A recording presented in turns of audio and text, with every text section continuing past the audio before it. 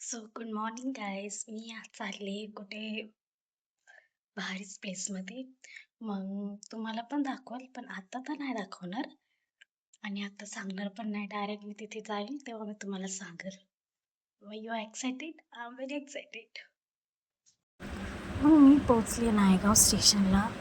मग नायगाव स्टेशनवर ट्रेन पकडली. मग पोचले मी कल्याणला जायचं होतं अंबरनाथला. ॲक्च्युली खपोलीचं ट्रेन पकडायची होती म्हणून मग मी पोचले खपोली स्टेशन. मग तिथे बघा एवढी गर्दी होती ना, काय सांगू.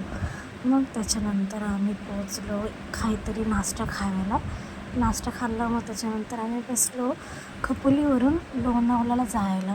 ॲक्च्युली तिथे एवढी ट्रॅफिक होती ना की मला एवढा कंटाळा आलेला. ते माझं तोंड बघणारच, पण एवढी गर्दी बापरे. आणि मी वैतागलेली कारण की ट्रॅफिक होती म्हणून मला असं वाटत होतं कधी पोचते आणि कधी नाही, असं झालेलं. मग लोणावळ्याला पोचून मग त्याच्यानंतर आम्ही केले जिथे मला जायचं होतं त्याच्यासाठी रिक्षा. 300 रुपये भाडा. फायनली मी पोचली आहे, पण मी तुम्हाला डायरेक्ट वरती गेल्यावर दाखवेल मी कुठं आली आहे.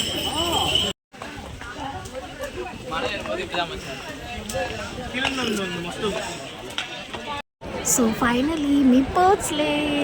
एकविरा माते की जय.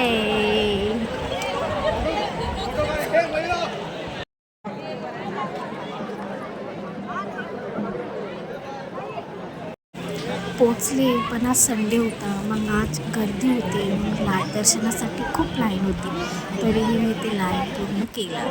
मग आम्ही पोचलो आतमध्ये. मग आतमध्ये पण असं राऊंड करून होतं दर्शन घ्यायला. पण ओके फाईन, मजा आली.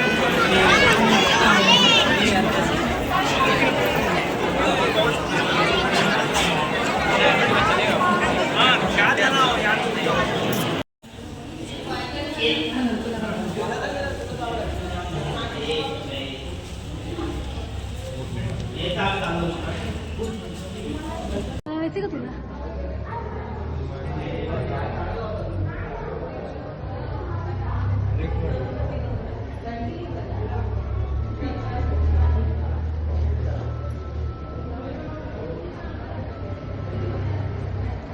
दर्शन झाल्यावर मी आले बाहेर.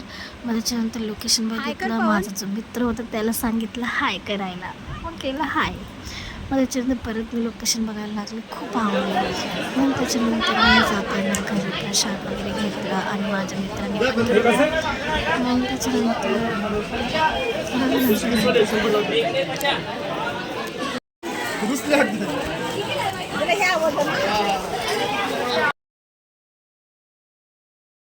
सदा सुखी देवली कराला हेच मागणं माझी माऊली.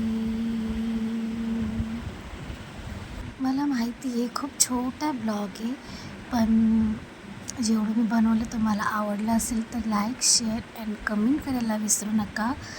आणि बोला एकविरा माते की जय. Like, share, comment and subscribe करायला विसरू नका. बाय.